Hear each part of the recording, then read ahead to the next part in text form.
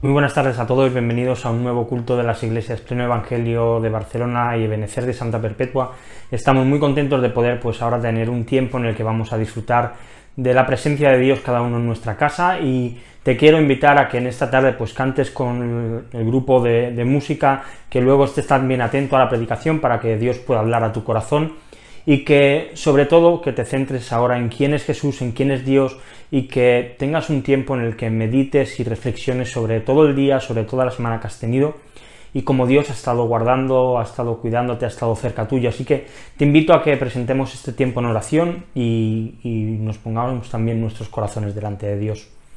Señor, te damos muchas gracias porque podemos un miércoles más acercarnos a ti, y gracias porque tú eres un Dios bueno, un Dios cercano, un Dios que nos cuida y un Dios que se preocupa de nosotros. Y en esta tarde queremos responder, Señor, a tu misericordia y a tu amor, con nuestra alabanza, con nuestra adoración, con nuestra gratitud, con nuestras oraciones, Señor, y también escuchando atentamente a la palabra, a la predicación, para que tú hables a nuestra vida, para que tú hables a nuestro corazón, y tú nos sigas haciendo crecer cada día más y más en ti, Señor.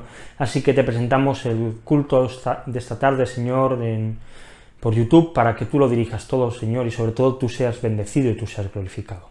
Amén. Amén. Pues como os he dicho, os dejo con el grupo de alabanza y un ratito vuelvo para poder meditar y reflexionar en la Biblia.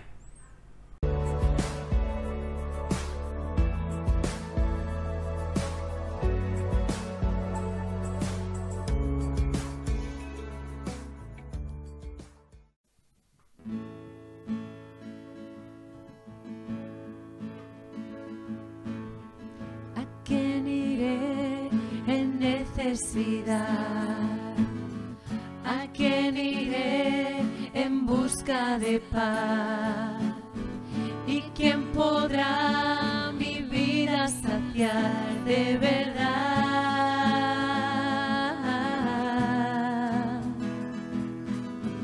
¿Quién más tendrá de mi compasión y entenderá mi corazón? ¿Quién cambiará mi eternidad sino tú, Jesús? Cristo, ¿a dónde más podría ir?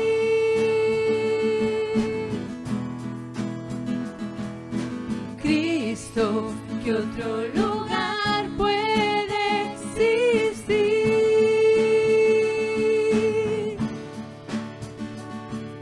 Solo tú tienes palabras de amor, camino al Padre y verdad eres tú. Cristo, ¿a dónde más podría ir?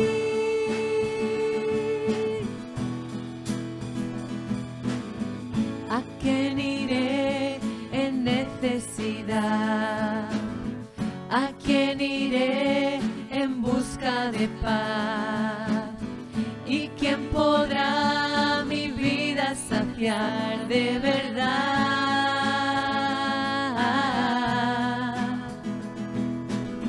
¿Quién más tendrá de mi compasión y entenderá mi corazón? ¿Quién cambiará mi eternidad sino tú, Jesús? Cristo, ¿a dónde más podría ir? Cristo, ¿qué otro lugar puede existir?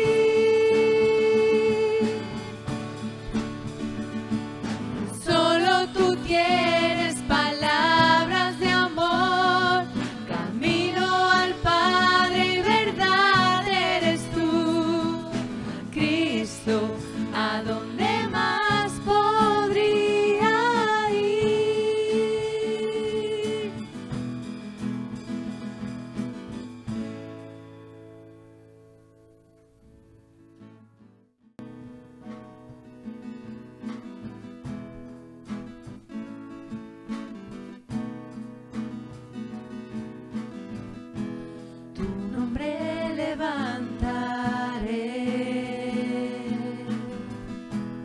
cantaré tus alabanzas. Gracias por vivir en mí. Gracias por salvar mi alma.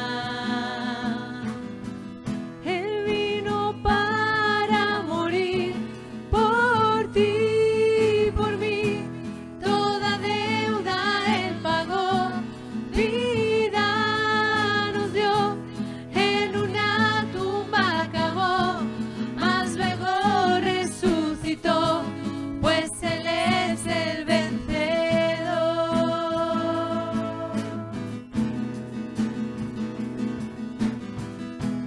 Tu nombre levantaré, cantaré tus alabanzas.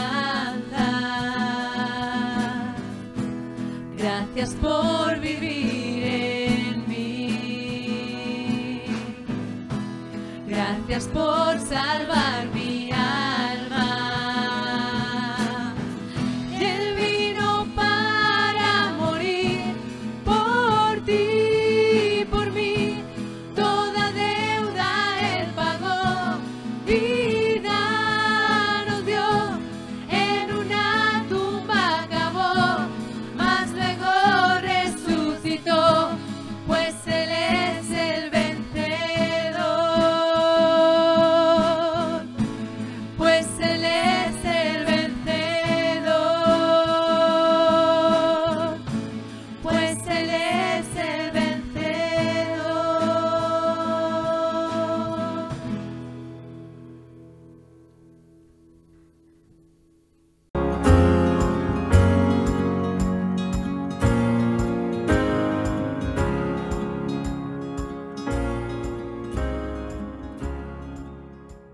Vamos a seguir adelante, vamos ahora, como he dicho al principio, también a tener un tiempo en el que vamos a coger un trozo de la Biblia, un fragmento, vamos a leerlo, vamos a meditar sobre él y vamos a pedirle a Dios que hable a nuestra vida, que hable a nuestro corazón y que Él se revele a nuestra vida, haciéndonos pues crecer y pareciéndonos más a Jesús. Vamos a orar.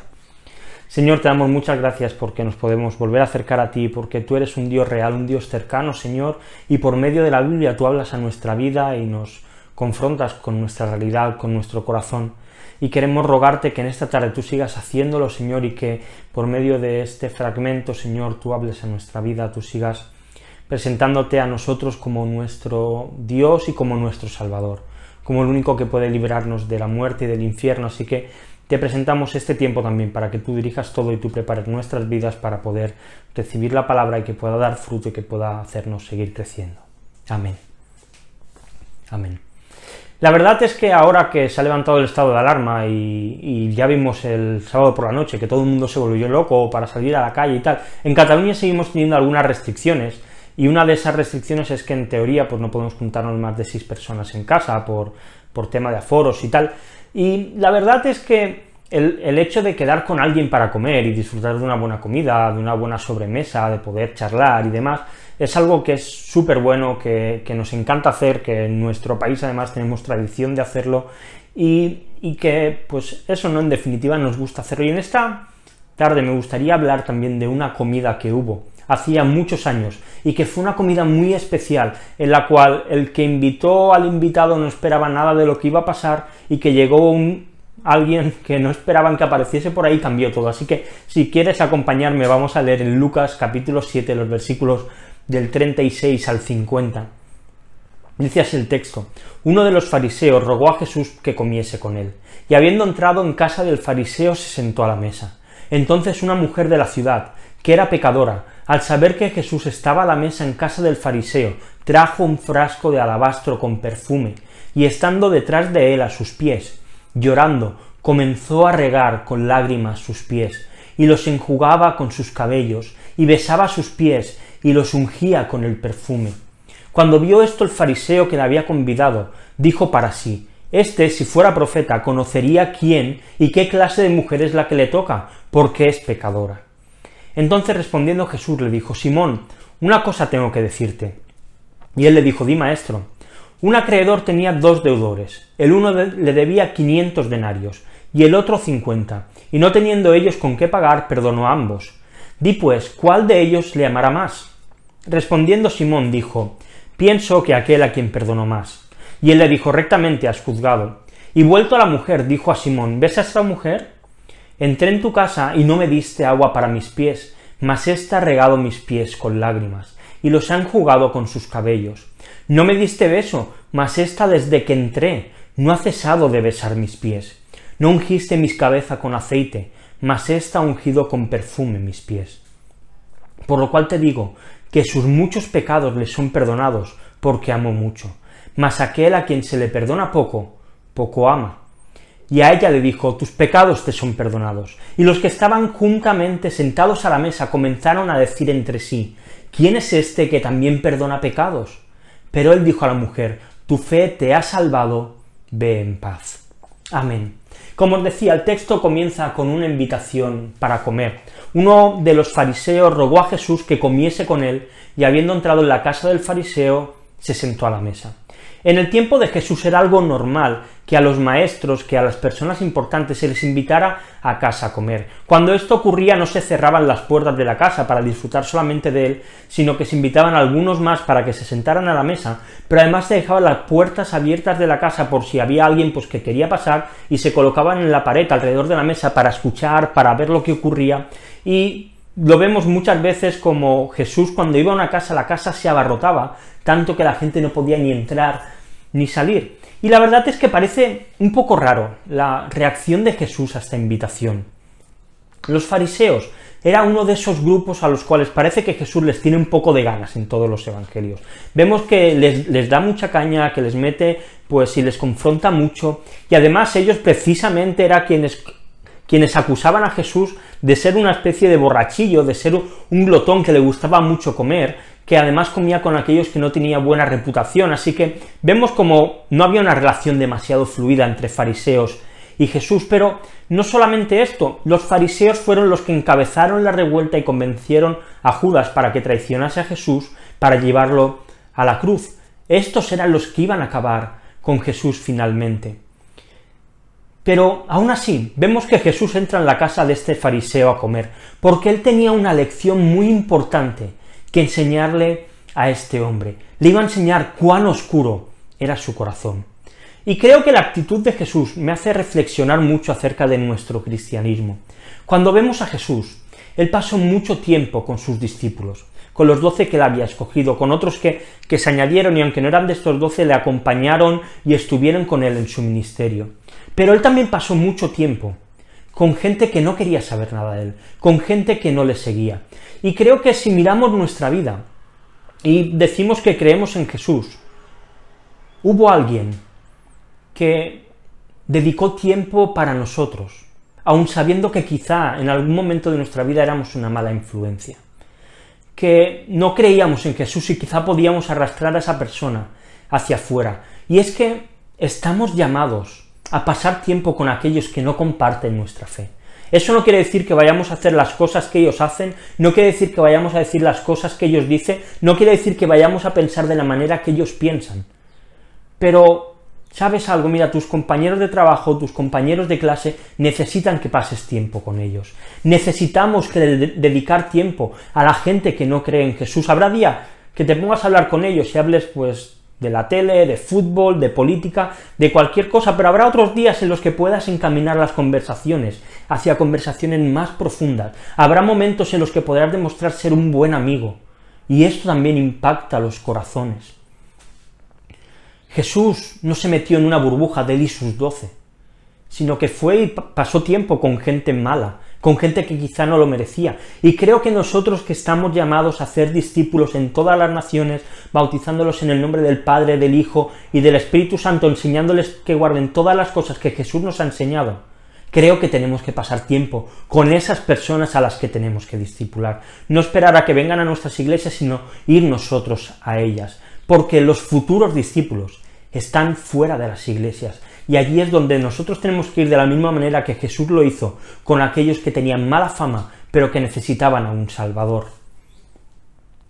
Así que vemos que Jesús está allí comiendo, la casa seguramente se ha llenado de personas que querían escucharle, los invitados del fariseo, y ocurre algo inesperado, dice los versículos 37 y 38, entonces una mujer de la ciudad, que era pecadora, al saber que Jesús estaba a la mesa en casa del fariseo, trajo un frasco de alabastro con perfume, y estando detrás de él, a sus pies, llorando, comenzó a regar con lágrimas sus pies, y los enjugaba con sus cabellos, y besaba sus pies, y los ungía con el perfume.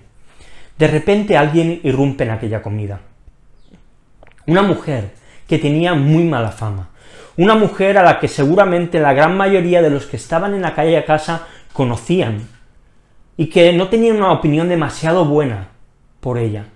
Pero de repente, como si estuviese loca, como si hubiese perdido el conocimiento, entra allí llorando con un frasco hecho de alabastro, de un mineral caro, con un perfume, y sus lágrimas del llanto caen sobre los pies de Jesús, unos pies que están sucios de todo el camino que ha estado andando, y ella con su pelo empieza a secar los pies de Jesús, esos pies que están ahora llenos de barro por el polvo del camino, por las lágrimas de ella con su pelo lo ensucia, limpiando el barro de los pies de Jesús, y los besa, y dice que derrama el perfume que traía en este frasco, que para poder derramarlo había que romperlo, y lo derrama todo este perfume sobre los pies de Jesús.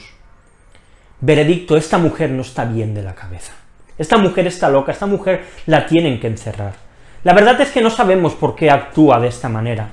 Lo lógico es pensar que esta mujer, que era pecadora, ya había dejado de serlo. Probablemente ella ya se había encontrado anteriormente con Jesús, Jesús la había confrontado, ella se había arrepentido de sus pecados, pero aún así, su fama le seguía persiguiendo. Y no solo eso, sino que encima entra en casa de un fariseo, de alguien que es muy probable que en algún momento le hubiese acusado de aquello que ella estaba haciendo mal. Un fariseo que tantas veces la habría menospreciado. Hay una valentía enorme por parte de esta mujer. Y es que, como he dicho antes, y lo he hecho en modo irónico, esta mujer no es que no estuviese bien de la cabeza.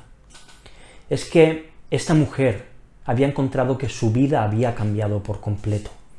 Y no dudan de mostrar su alegría, no dudan de mostrar su agradecimiento, no dudan de mostrar su amor hacia aquella persona, hacia Jesús, que ha hecho que su vida cambie de rumbo. Si la vemos desde fuera podemos pensar, qué exagerada es esta mujer. Esta mujer es una fanática. Pero ¿sabes algo? La muerte de Jesús y sus efectos son tan grandes, son tan impactantes en aquellos que lo encuentran, en aquellos que realmente ven que han sido perdonados, que la alegría y la gratitud no tienen ninguna barrera. Da igual lo que la gente piense, el que ha sido perdonado y ha experimentado el amor de Dios, le da igual lo que piensen los que están alrededor. Y ver esto me hace plantearme y analizar mi cristianismo, porque creo que esto debe llevarnos a pensar, ¿por qué decimos que hemos sido salvados? ¿Por qué decimos que Dios nos ha perdonado? Pero luego no vamos a besar los pies de Jesús. Sigue importándonos demasiado nuestra dignidad. ¿Cómo de agradecido estás por la salvación y el perdón que Jesús te ha dado? ¿Cuánto amas a Jesús? ¿Hasta dónde estás dispuesto a humillarte a ti mismo para demostrar la alegría que has encontrado por el perdón que Jesús te ha dado por tus pecados?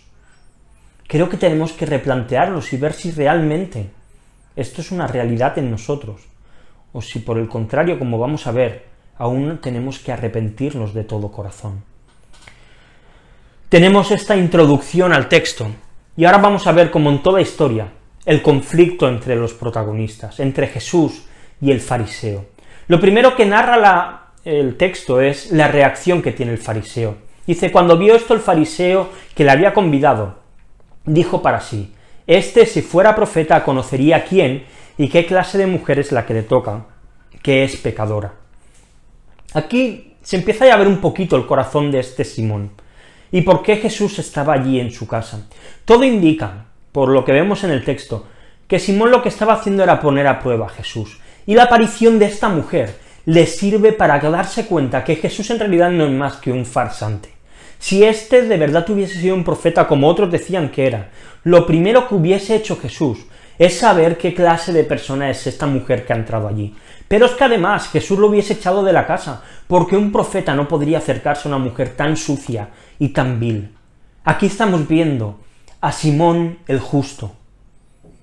Él no quería aceptar al hombre al que llamaban profeta, que se juntaba con aquellos a quien él reconocía como personas injustas. Y creo que a veces nosotros podemos ser como este Simón.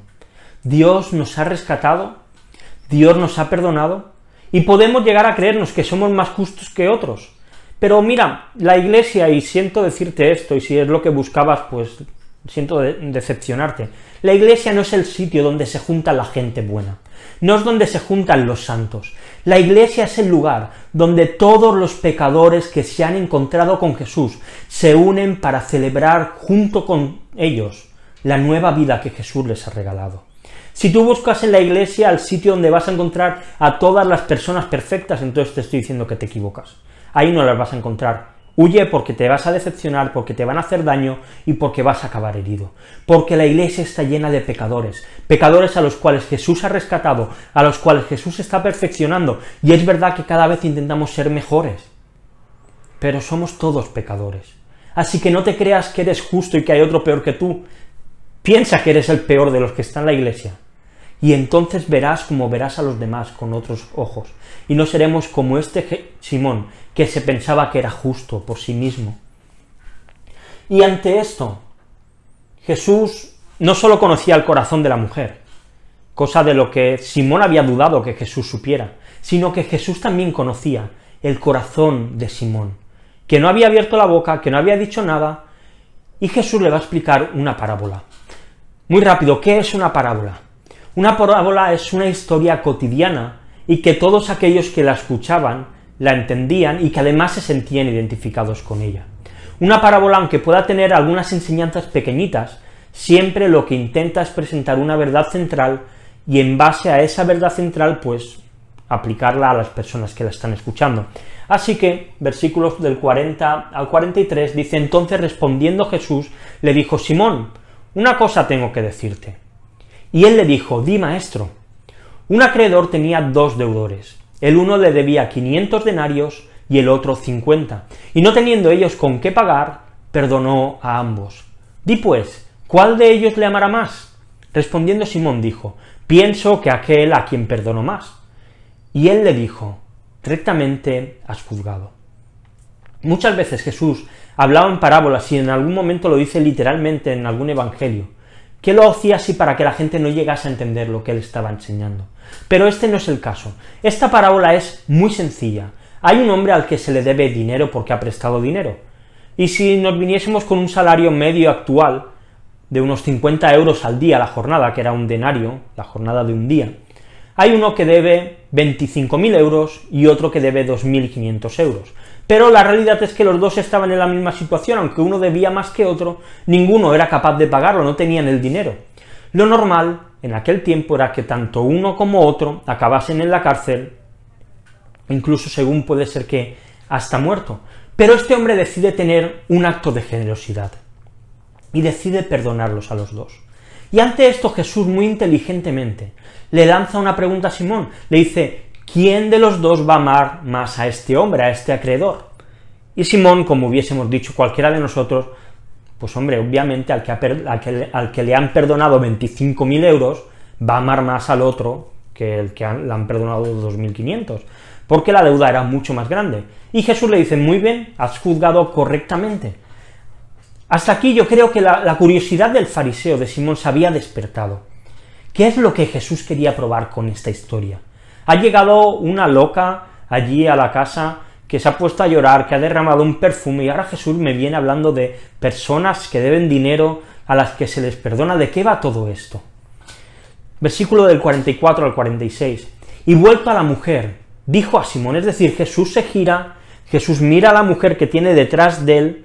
En aquella época se sentaban apoyando el brazo izquierdo, los pies hacia atrás, por eso la mujer estaba detrás, los pies de Jesús aparecían pues por detrás de su espalda y la mujer lloraba y es decir, la mujer estaba físicamente detrás de Jesús.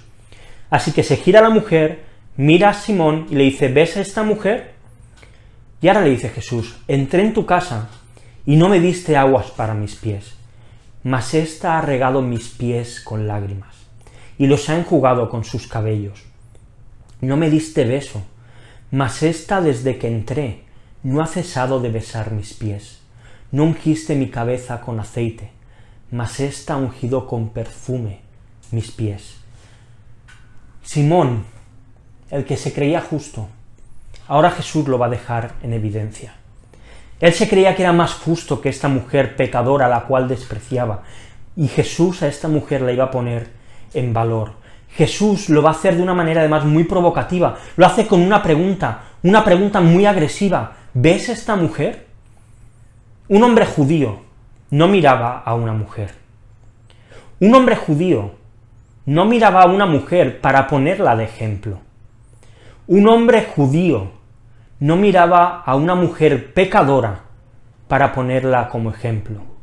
Un hombre judío y que además fuese fariseo no miraba a una mujer pecadora para ponerla como ejemplo de nada. ¿Te das cuenta de la provocación de la pregunta de Jesús? Jesús estaba rompiendo los esquemas de este hombre, pero Jesús iba a ir más allá aún, porque va a comparar al fariseo con esta pecadora, y lo hace por medio de 3 elementos. El primero de ellos es el agua para lavar los pies. En aquel tiempo se utilizaban sandalias para caminar, para ir de un sitio a otro, con lo cual, en una época en la cual pues no había asfalto, quizá podía escoger alguna carretera romana que tuviese piedra, pero lo normal es que fuesen caminos de tierra, así que los pies se ensuciaban de polvo. Y lo normal era que cuando alguien te invitaba a casa o llegabas a tu casa, si tenías siervos, el siervo de menor nivel se encargaba de lavar los pies a las personas que entraban para que no entrasen el polvo de fuera. Pero si no había siervos, al menos había una oferta de agua para poder lavarse los pies. Este fariseo no había sido capaz ni siquiera de decirle a Jesús, toma este barreño con agua y esta toalla para secarte. No había sido ni siquiera un buen anfitrión con su invitado. En cambio, esta mujer no había llevado agua. Esta mujer había derramado sus lágrimas. Ella había derramado agua interior, llenas de amor y de gratitud, para lavar los pies de Jesús. ¿Cuándo fue la última vez que lloraste de alegría al sentirte que Dios te había perdonado? ¿Cuándo fue la última vez que te humillaste para besar los pies de Jesús en reverencia? ¿Cuándo fue la última vez que ensuciaste tu dignidad para lavar y secar los pies de Jesús como hizo esta mujer con su pelo? ¿Qué ejemplo esta mujer para nosotros? El segundo elemento que encontramos, con el cual Jesús está comparando al fariseo con la mujer, es el beso. El beso era un símbolo de felicidad, era un símbolo de agradecimiento, era un símbolo de reconocimiento. Este fariseo invitó a Jesús, pero lo hizo mirándole por encima del hombro. Aunque él era el que le había invitado, en ningún momento le quiso transmitir a Jesús que Jesús estaba bien recibido en su casa. Esta mujer no le besó la mano, como era costumbre, o la cara. Ella le besó los pies.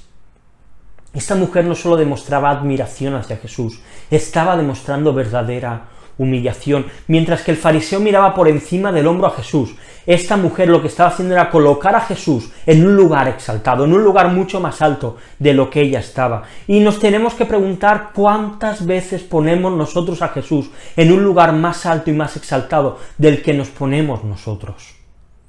Y el tercer símbolo, el tercer elemento, el aceite.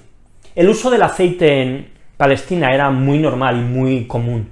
Se utilizaba para muchas cosas, se utilizaba para cocinar, también tenía pues parte en los ritos sagrados y de sacrificios, y también se utilizaba como cosmético para crear perfumes y demás. Y era habitual que en un clima tan seco como el de allí, cuando un invitado llegaba a casa, se le ungía la cabeza con algún tipo de aceite de oliva especiado, también según el dinero que tuviese la familia, pues podía dar más especias o menos, o solamente aceite, para que de esta manera el pelo se nutriese, para que se hidratara, para que no se quedara seco de caminar debajo del sol.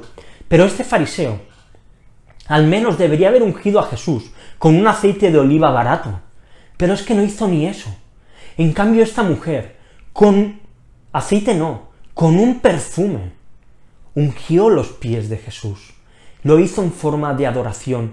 Creo que es muy evidente lo que Jesús le estaba diciendo a este fariseo. Le estaba diciendo, tú te piensas que eres muy justo, pero te has comportado de una manera indigna ni siquiera de ser un anfitrión. En cambio, esta mujer ha hecho todo lo necesario, sin importarle lo más mínimo quienes estáis aquí, sin importarle lo más mínimo lo que podáis pensar de ella, por demostrarme a mí agradecimiento y amor. Pero si vamos un poquito más allá, Jesús llevó estas tres cosas más lejos aún. Él, como Dios encarnado, se arrodilló y lavó los pies de sus discípulos. Judas le besó antes de ser entregado. Y en la cruz, como dice el Salmo 85:10, la misericordia y la verdad se encontraron. La justicia de Dios y la paz que estaba obteniendo Cristo se besaron.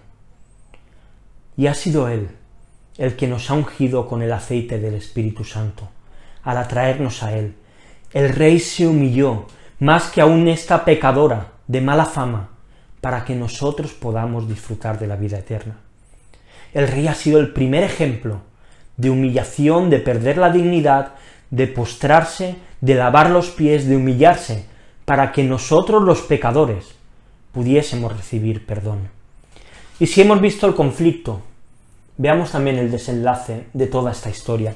Dice el versículo 7, por lo cual te digo que sus muchos pecados les son perdonados, porque amó mucho, mas aquel a quien se perdona poco, poco ama.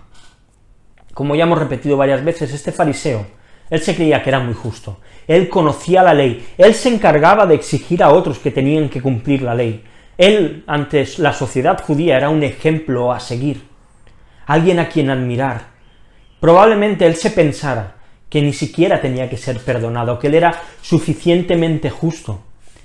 La mujer tenía que ser perdonada por muchas cosas. Su vida había sido un total desastre.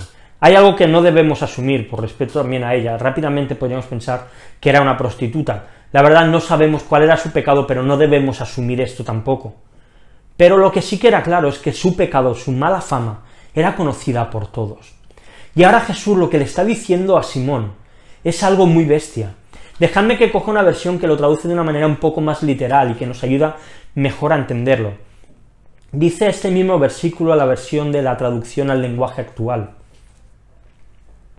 Me ama mucho porque sabe que sus muchos pecados ya están perdonados.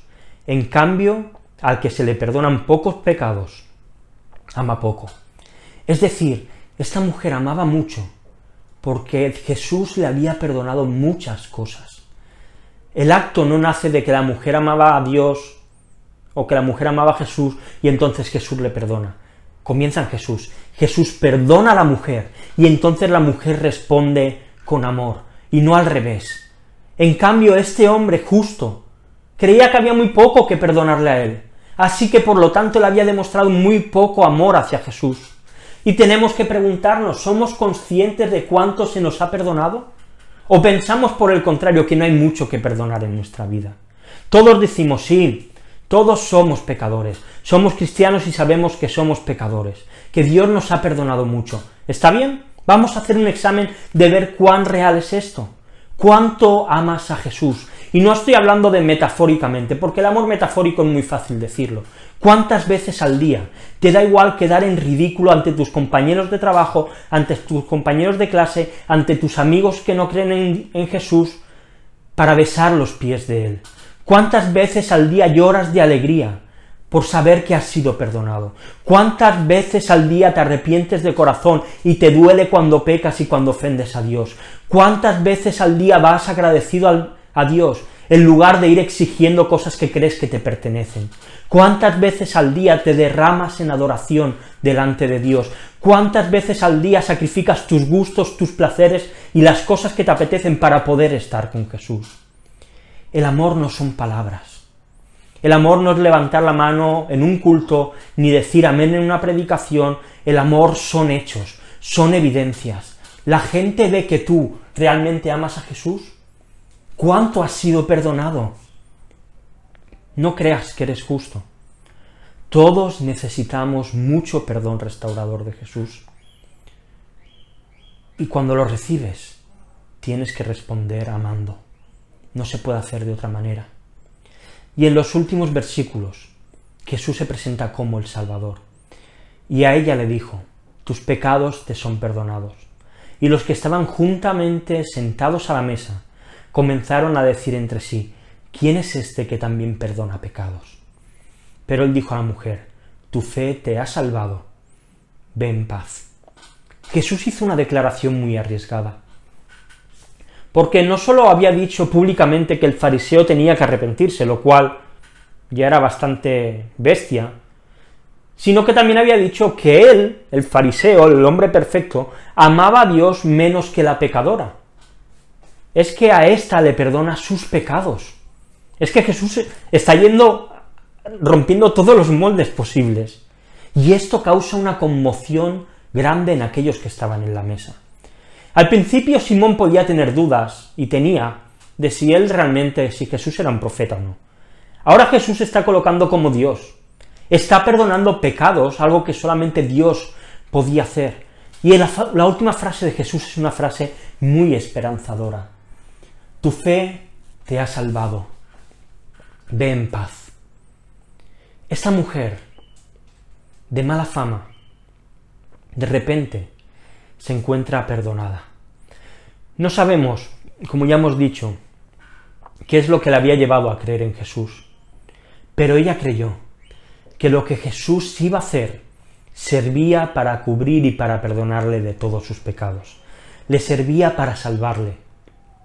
Y le permitía algo, una cosa que todos buscamos, ir en paz.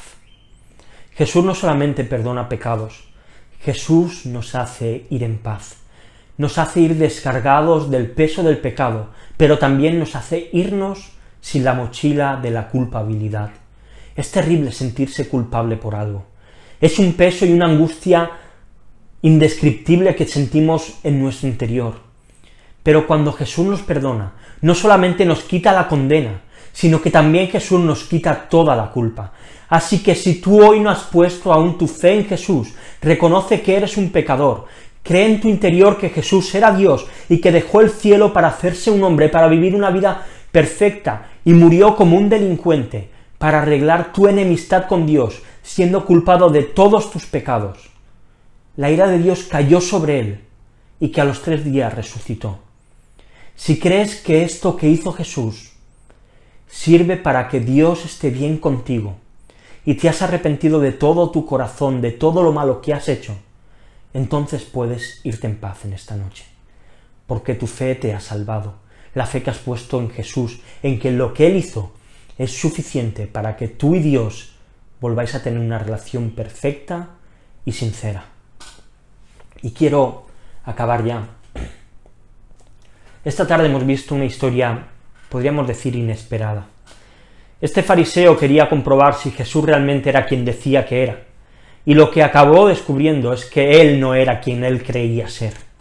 Él se creía que amaba mucho a Dios, que amaba mucho a su prójimo, él se creía que dentro suyo había muy pocas cosas malas. En cambio, por medio de una mujer, y además una mujer de mala fama, su justicia se vino al suelo, y se evidenció aún en su propia casa, que su amor brillaba por su ausencia. Todo lo contrario vemos en esta mujer, alguien que había recibido perdón por sus pecados, alguien a quien le dio igual quién estuviese en aquella casa, le dio igual su dignidad, le dio igual la idea que pudiesen tener de ella. Su única motivación era el amor y la adoración a Jesús. Ella quiso humillarse delante de él, quiso lavar sus pies con sus lágrimas de amor, derramar el perfume de su adoración sobre sus pies, exaltar a su Salvador mientras ella se humillaba todo lo que podía. Y es que así es el amor de Dios. Un amor que nos lleva a exaltar a Jesús y nos guía a humillarnos a nosotros mismos. Un amor que busca que Jesús siempre quede en el mejor lugar posible, aunque pueda destruir nuestra reputación. Un amor que no son canciones, oraciones o palabras. Un amor que se demuestra cuando tratamos a aquellos que no se merecen que les tratemos bien y lo hacemos. Un amor que se demuestra en la preocupación que tenemos por aquellos que lo necesitan. Un amor que evidencia que hemos sido muy perdonados, que se nos han perdonado muchas cosas y que por lo tanto nosotros también perdonamos mucho a todos aquellos que no se merecen que les perdonemos. ¿Cuánto has sido perdonado? Mucho perdón significa mucho amor. Si no amas, entonces pon en duda si tú realmente has sido perdonado, porque quien ha entendido y ha experimentado el amor de Jesús en su vida, quien ha entendido y ha experimentado el perdón de Dios inmerecido por sus pecados, no puede decirle a nadie, no te amo y no te perdono. Si esta es tu situación, entonces tienes que plantearte si realmente has sido perdonado y has experimentado el verdadero amor de Dios. Vamos a orar. Señor, te damos muchas gracias por esta maravillosa historia. Señor, gracias porque tantas veces podemos identificarnos con este Simón, Señor, con este hombre que quiso ponerte a prueba, que se pensaba que era muy bueno, pero al cual tú le dejaste muy claro que había mucho por perdonar en su corazón, y así también es en los nuestros, Señor, y por eso te rogamos que tú tengas misericordia de nosotros, Señor, que tú reveles el pecado que hay en nuestro interior, que nos ayudes a amarte, Señor, de la manera en que tú nos has amado y que tú nos has perdonado, Señor. Ayúdanos a que no nos importe lo que hay a nuestro alrededor, lo que la gente pueda pensar, sino que queremos besar tus pies, queremos derramar nuestras lágrimas sobre tus pies sucios y limpiarlos con nuestra adoración y con nuestra vida, Señor. Queremos derramar el perfume de nuestra alma sobre tus pies, en adoración y en agradecimiento, porque tú eres nuestro Señor, porque tú eres nuestro Salvador, Señor. Y si hay alguien que no te conoce, haz que su fe se deposite en tu sacrificio, para que pueda ir en paz, para que pueda ir sin la carga del pecado ni de la culpabilidad. Y gracias, Señor, porque tú eres el que nos sustenta y tú eres el que nos sigue haciendo crecer y nos sigue preparando para santificarnos y para seguir pareciéndonos más a ti, Jesús. Amén. Amén. Pues lo dejamos aquí, meditemos sobre esto. Mucho perdón significa mucho amor. Cuanto tú amas es lo que evidencia cuánto has sido perdonado. Un abrazo muy grande y nos vemos muy pronto. Hasta luego.